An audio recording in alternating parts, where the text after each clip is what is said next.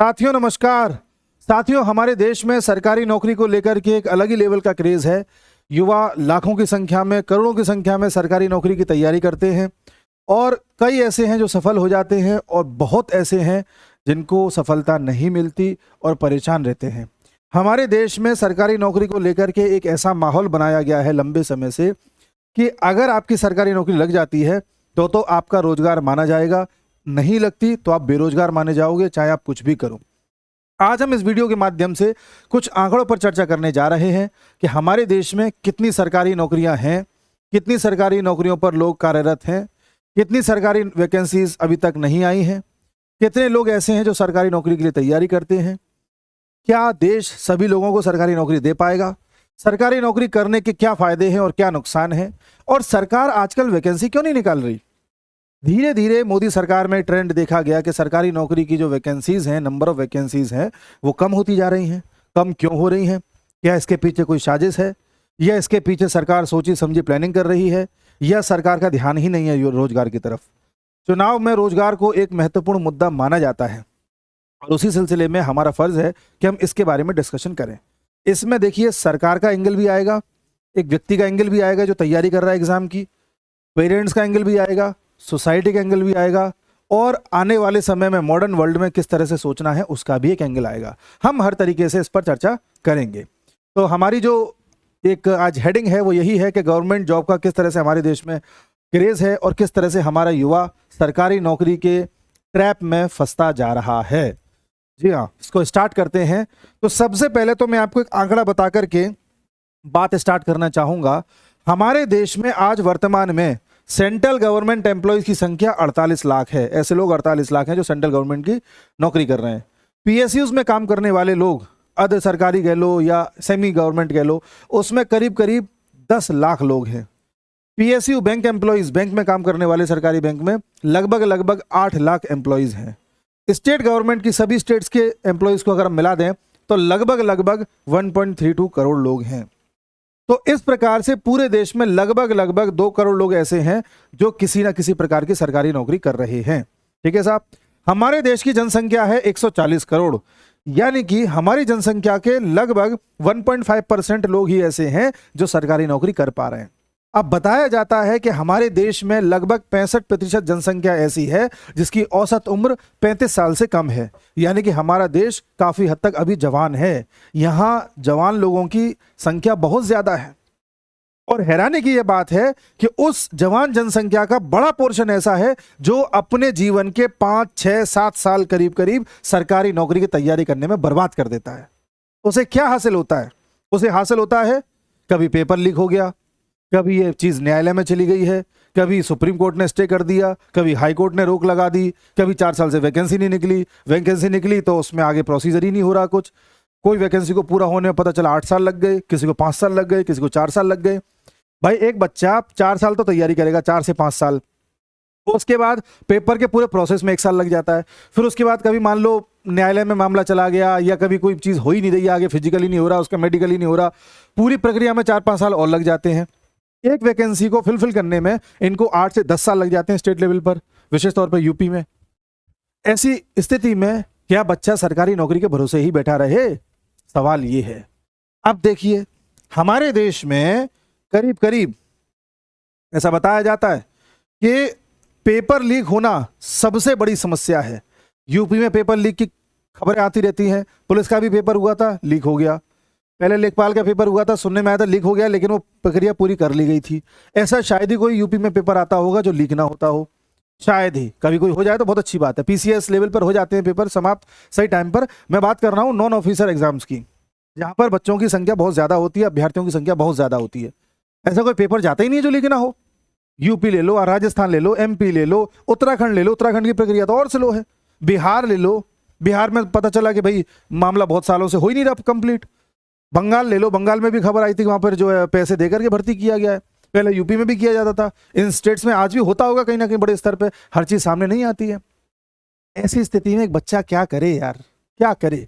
आगे देखिए, इसमें बताया जाता है कि 2015 से लेकर के अब तक अलग अलग आर्टिकल्स में अलग अलग खबरें हैं। नॉर्थ इंडिया की बात करें तो करीब 50 केस ऐसे हैं 2015 से लेकर 2023 तक, जब पब्लिक एग्जाम का पेपर लीक हो गया है, सरकारी एग्जाम का पेपर लीक हो गया, 50 केस ऐसे हैं 2015 से लेकर के 2023 तक नॉर्थ इंडिया में। अगर पूरे इंडिया की बात करोगे तो लगभग ऐसे 70 केसेस बनते हैं जब पेपर जो है लीक हो गया है सरकारी नौकरी का, 2015 से लेकर के 2024 तक। 70 बार ऐसा हो गया यार, कैसे काम चलेगा। अगला आइए, हमारे देश में पेपर लीक सबसे बड़ी समस्या है। उससे बड़ी समस्या यह है कि वैकेंसी टाइम पर नहीं आती। उससे बड़ी समस्या यह है कि वैकेंसी आ तो जाती है, मान लो पियोन की वैकेंसी आ गई, अब उस वैकेंसी में जो पियोन की एलिजिबिलिटी है, मान लो 5वीं पास है 10वीं पास है, वो लोग तो फॉर्म भर ही रहे हैं। उसके अलावा doctors, engineers, PhD, MBA, BBA, सभी तरह के लोग उसमें फॉर्म भरने लग जाते हैं। यह बताता है कि हमारे देश में सरकारी नौकरी को लेकर के डेस्परेशन कितनी है। ऐसे कई केसेस मैं आपको दिखा सकता हूं। जैसे आप देख सकते हैं, चपरासी के 368 पदों के लिए 23 लाख आवेदन, 2.5 लाख इंजीनियर्स भी शामिल। बताइए, 325 पदों के लिए लाखों में आवेदन जा रहा है, जिसमें लाखों तो इंजीनियर्स हैं। मैं ये सब बातें आंकड़ों के जरिए आपको बता रहा हूं, फिर बताऊंगा कि ये हो क्यों रहा है, इसके रीजन पे भी मैं आऊंगा, एक एक चीज पर डिस्कशन करेंगे हम लोग। इंजीनियर्स की संख्या यहां देख लीजिए आप। उसके अलावा एक खबर आई थी कि अभी 3-4 साल पहले रेलवे ने वैकेंसीज निकाली थी, जिसमें रेलवे की कुल वैकेंसीज 1 लाख के आसपास थी, और इसमें पूरे देश ने लगभग 2 करोड़ लोग ऐसे थे जिन्होंने 1 लाख वैकेंसी के लिए फॉर्म भरा था। 2 करोड़, बताइए। और इनमें न जाने ऐसे कितने लोग थे जो बड़े बड़े पदों पर थे और रेलवे की छोटी छोटी नौकरी के पद के लिए फॉर्म भर रहे थे। कोई अच्छा खासा इंजीनियर है प्राइवेट कंपनी में, फिर भी भर रहा है ऐसे। खैर, ये देखिए, लगभग 93,000 लोगों ने यूपी में पियोन की नौकरी के लिए फॉर्म भरा था, और इन 93,000 लोगों में करीब 3700 लोग पीएचडी होल्डर्स थे। 3700 लगभग लोग ऐसे थे जिन्होंने पीएचडी की हुई थी और पियोन का फॉर्म भर रहे हैं, और वो भी उस वैकेंसी के लिए जिसमें एलिजिबिलिटी 5वीं क्लास है।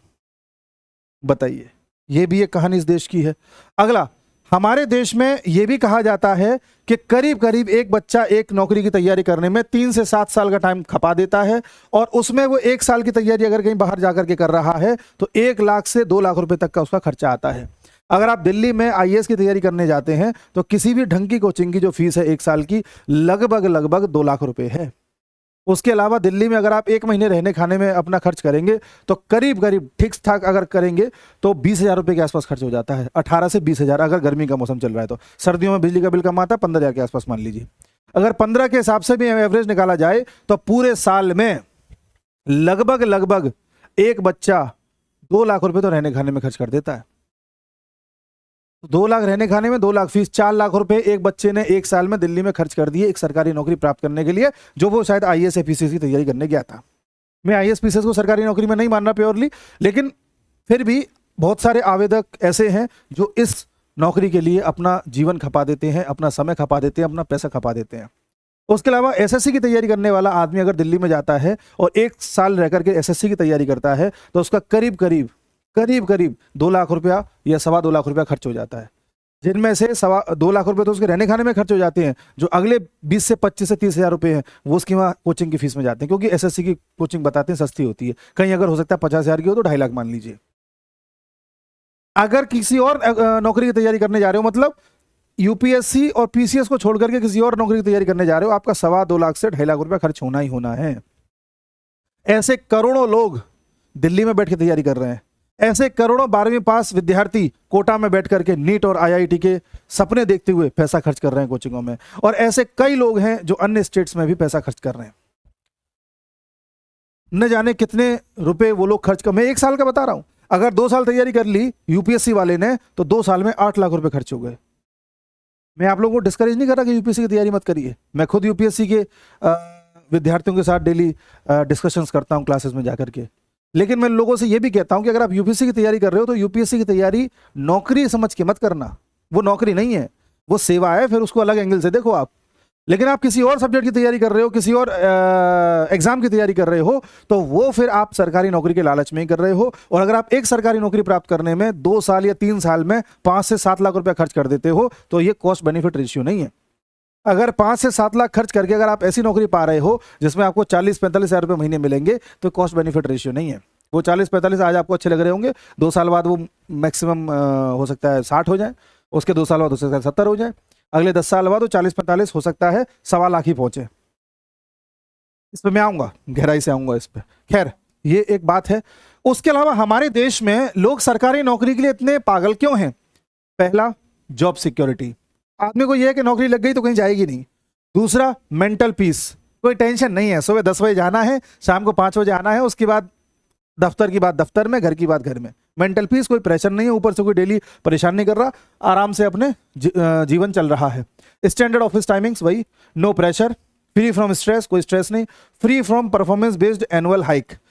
प्राइवेट में क्या होता है कि आदमी अपनी एफिशिएंसी से ज्यादा दम लगाता है, उसको लगता है कि ज्यादा परफॉर्म करूंगा, अगले साल हो सकता है मेरे को ज्यादा तरक्की मिले, पैसा बढ़े, प्रमोशन मिले, वगैरह वगैरह, जो सरकारी में नहीं है। सरकारी बाबू को पता है, अरे यार कितना भी कर लो पैसा डॉट ही मिलेगा, काहे को इतना माथा मारना। That is the thing. Dignified lifestyle in Indian society. हमारी सोसाइटी, उफ, दिस सोसाइटी, ये सोसाइटी क्या ना करवा दे आपसे। सारा खेल ही सोसाइटी का है अगर सच पूछा जाए तो। एक आदमी जो सरकारी नौकरी कर रहा होगा, अगर उससे जाके अकेले में पूछिएगा तो भाई क्यों कर रहा है, छोड़ क्यों नहीं देता, छोड़ने की सोच भी रहा होगा, लेकिन कहेगा यार समाज क्या कहेगा, समाज, उफ, ये समाज। उसके बाद, नो एंशियसनेस अबाउट फ्यूचर, कोई टेंशन नहीं है फ्यूचर की कि आगे क्या होगा क्या नहीं होगा, सब सेट है मामला। Can give time to family, family को टाइम दे सकते हैं, अच्छी चीज़ है, बैलेंस लाइफ है, कोई टेंशन नहीं है, बढ़िया जीवन कट जाएगा, एक एवरेज सी जिंदगी कट जाएगी, कोई इसमें दिक्कत वाली बात आएगी नहीं। अब देखिए, हमारे देश में जो नौकरी है, मैं नौकरी को थोड़ा सा वर्गीकृत करता हूं 3 सेक्शंस में। आप जानिएगा, आप साइकोलॉजी पकड़िएगा यहां से कि किस तरह से खेला होता है हमारे साथ। एक होती है गवर्नमेंट जॉब। ये आइडिया पता है किसका है? सोशलिस्ट सोसाइटी का है, जो समाजवाद को प्रेरित करते हैं, समाजवादी जो अर्थव्यवस्थाएं हैं, ये उसका आइडिया है। रूस कैपिटलिज्म के बिल्कुल खिलाफ था, कम्युनिस्ट शासक था वहां का, हमेशा से रहे हैं। सोशलिस्ट इकोनॉमी लेकर के चले हैं। हमने सोशलिस्ट इकोनॉमी ही अपनाई थी अपनी प्रियम्बल में। आपने देखा होगा सोशलिस्ट वर्ड आता है, उसका मतलब ये है सबको सरकारी होगा, सबको बराबर बराबर पैसा मिलेगा, कोई कितना भी काम करे, ज्यादा करे कम करे, सबको बराबर पैसा मिलेगा, सबको टेंशन फ्री रखा जाएगा, कोई किसी को टेंशन दी नहीं जाएगी। That is socialist idea. दूसरी नौकरी होती है प्राइवेट, कॉर्पोरेट जैसे कह सकते हैं, या निजी क्षेत्र जैसे कह सकते हैं। इसमें क्या है? This is emerged from capitalism. ये कैपिटलिस्ट पूंजीवादी विचारधारा से निकला हुआ कॉन्सेप्ट है। एक आदमी, प्राइवेट आदमी, मुकेश अंबानी टाइप का, अपनी कंपनी खोल लेगा, उसमें कुछ लोगों को काम देगा, जो जितना काम करेगा उसको उतना पैसा देगा, और हर किसी को ये लालच देगा कि जितना काम करोगे पैसा बढ़ता जाएगा। तो आदमी की क्षमता अगर 7 घंटे काम करने की, तो आदमी पुश करके अपने आप को 9 घंटे तक काम कराता है। This sector. उसके बाद एक तीसरा सेक्टर है जो एक तरह से कैपिटलिज्म का ही उदाहरण है, बिजनेस। निजी व्यापार, खुद का हम धंधा करेंगे, हमें किसी की नौकरी नहीं करनी। ये प्योर कैपिटलिज्म है, प्योर कैपिटलिज्म जिसे कह सकते हैं। कैपिटलिज्म का जो कोर है वो यही है, पूंजीवाद का। हमारे देश में 1991 से पहले एलपीजी रिफॉर्म्स नहीं आए थे, जब, यानी कि जब निजीकरण नहीं हुआ था, उससे पहले सिर्फ यही नौकरियां थी। प्राइवेट नौकरियां ना के बराबर थी, एक आध दो कोई इंडस्ट्री बड़े वगैरह होगी तो होगी, वरना नहीं थी। और सरकारी नौकरियों में भी पद खाली पड़े रहते थे, कोई नौकरी नहीं करना चाहता था। आप अपने पिताजी लोग, दादाजी लोगों से पूछिएगा, जो 90s के लोग हैं, 90s के बॉर्न हैं, उनसे पूछिएगा उनका दर्द। तो दादाजी लोग, पिताजी लोग ये कहते होंगे कि भाई हमको तो पकड़ पकड़ के ले जाते थे कि आओ नौकरी कर लो, नौकरी कर लो। कोई नौकरी करना नहीं चाहता था, ये नौकरी शब्द ही पर पसंद नहीं था पहले के लोगों को। लेकिन ऐसा क्या हुआ कि आज नौकरी जो है, सरकारी नौकरी सबके लिए एकदम स्वर्ग बन चुकी है? वो यहीं का खेल है। तो 1991 से पहले जब हमारे देश में सिर्फ ये थी, तो लोगों को नौकरी का मतलब सिर्फ यही पता था। आपके पिताजी को, आपके दादाजी को नौकरी का मतलब सिर्फ यही पता है।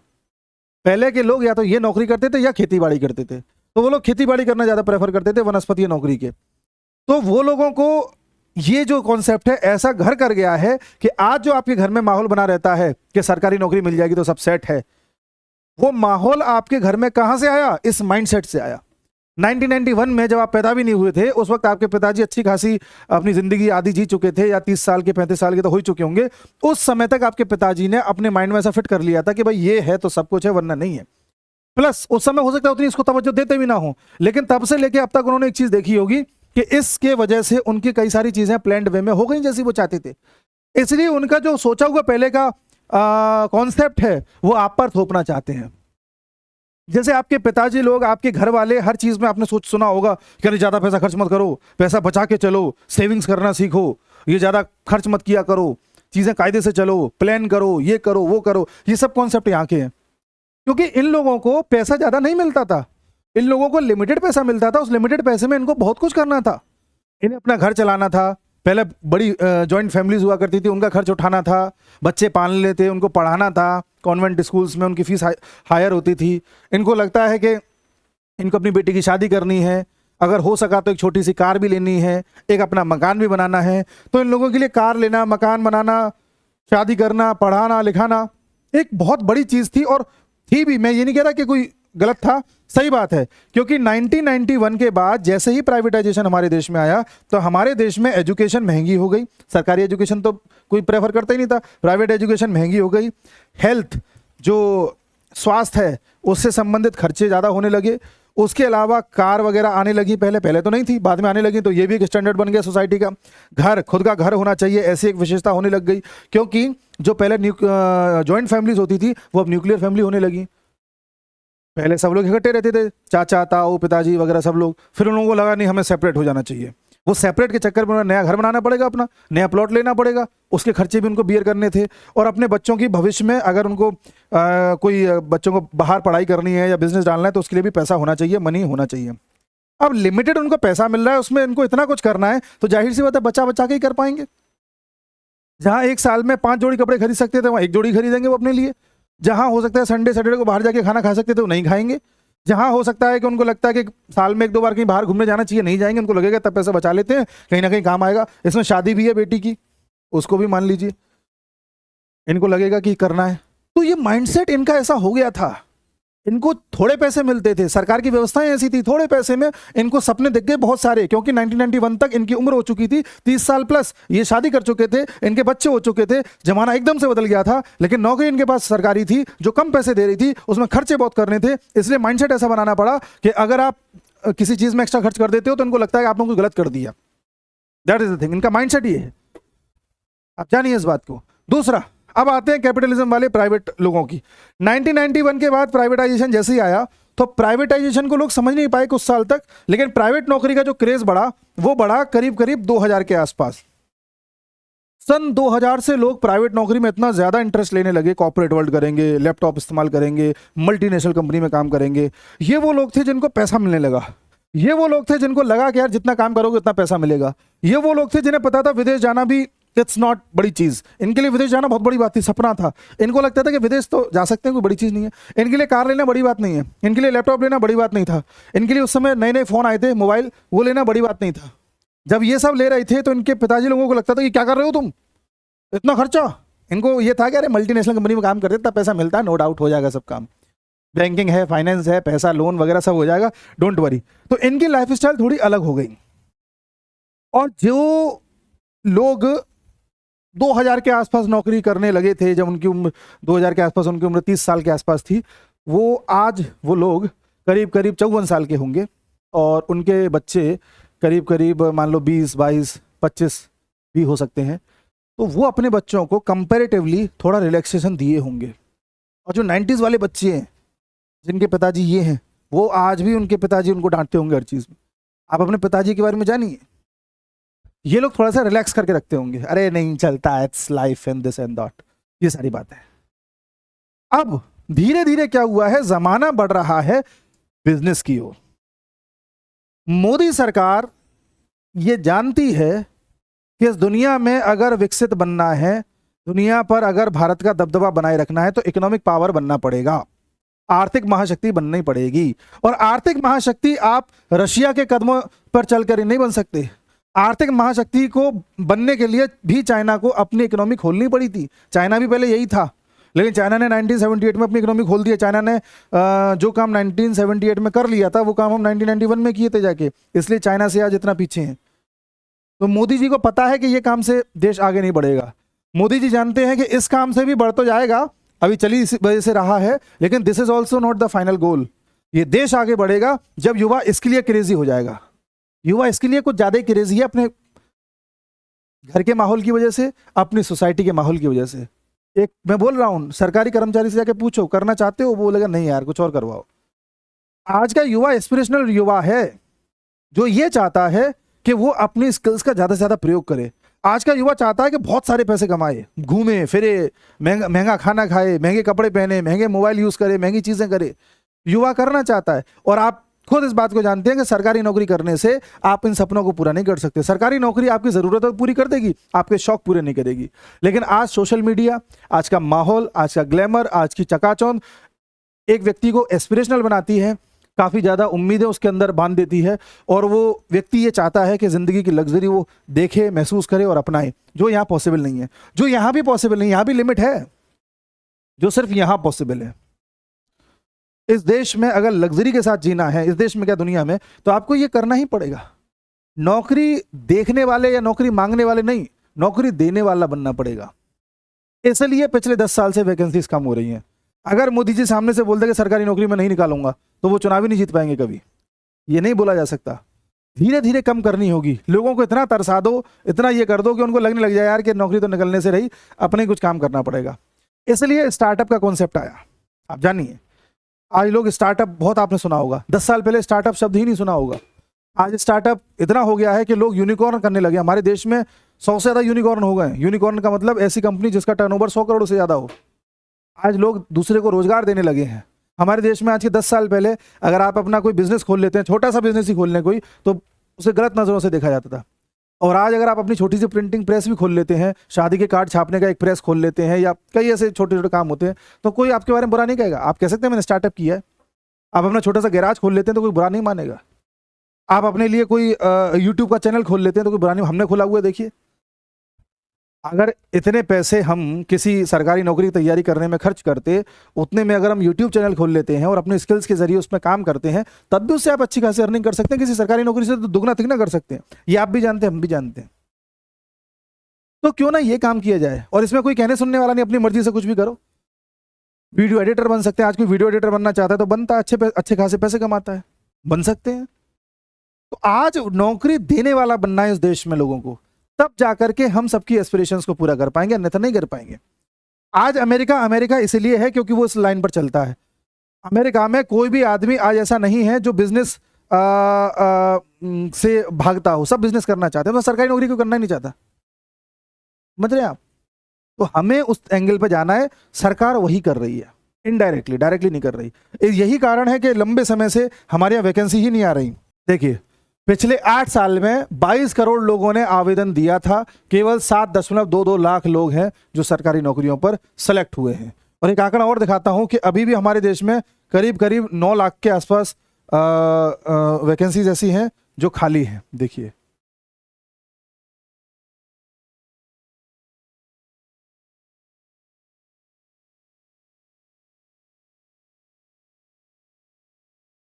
देखिए लगभग 9.64 लाख वैकेंसीज आर वैकेंट, अभी भी खाली हैं हमारे देश में। अभी सरकार चाहे तो ना भर सकती है, कोई बड़ी चीज नहीं है। लेकिन सरकारी नौकरी देने का कुछ नेगेटिव्स भी हैं। सरकारी नौकरी देने के नेगेटिव्स क्या हैं, ये भी देखिए। नेगेटिव्स हैं साहब कि सरकारी नौकरी करने वाला आदमी ज्यादा एम्बिशियस नहीं होता, ये अपनी स्किल्स का ज्यादा यूज नहीं करता। वो कहता है कितना भी काम करो पैसा तो उतना ही मिलना है, काहे को अपना स्किल्स ज्यादा लगाएं। ऐसा आदमी कभी भी जरूरत से ज्यादा मेहनत करना नहीं चाहता, हार्ड वर्किंग नहीं होता, सोचता है यार वही चीज है क्या करना।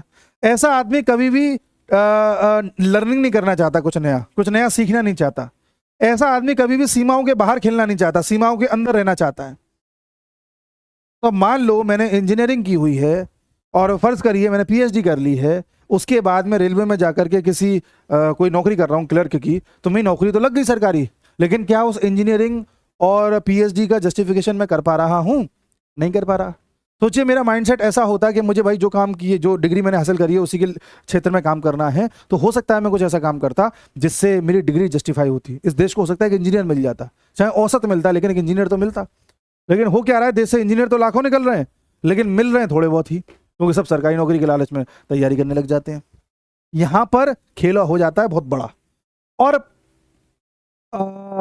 अगर आप बिजनेस करना चाहते हैं, प्राइवेट नौकरी करना चाहते हैं, तो इसके पॉजिटिव्स क्या हैं?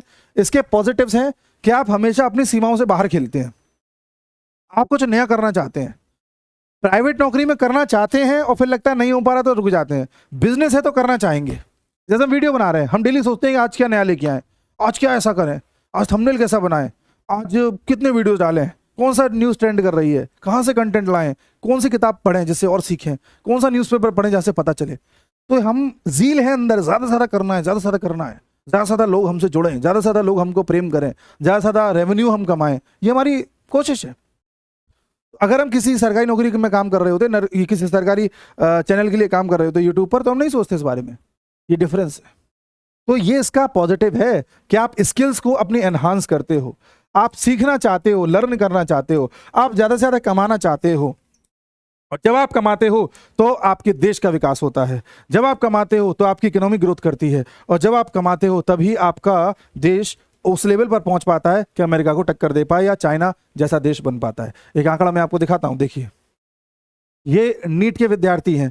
इस साल 2024 में नीट एग्जाम के लिए लगभग 23 लाख लोगों ने आवेदन दिया। इससे पहले 2023 में 20 लाख लोगों ने दिया था, 2022 में 18 लाख लोगों ने दिया था। हर साल बढ़ते जा रहे हैं। किस लालच में? कि कल को नौकरी लगेगी तो सरकारी डॉक्टर बनेंगे, इस लालच में। इससे काम नहीं होता। यूपीएससी में हर साल 10 लाख लोग फॉर्म भरते हैं, पेपर देने 5 लाख लोग जाते हैं, उनमें से प्री निकालने वाले सिर्फ 15,000 होते हैं, कभी कभी तो 10,000 भी होते हैं। उनमें से जो फाइनल सेलेक्ट होते हैं वो 800-900 के आसपास होते हैं, और उनमें भी जो आईएएस मिलता है जनरल कैटेगरी में, वो अंडर 100 रैंक में ही मिलता है।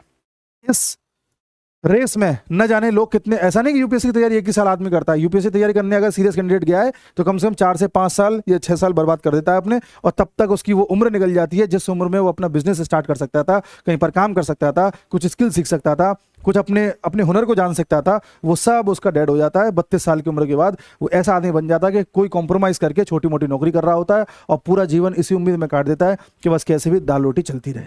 ये नहीं होना चाहिए इस देश में।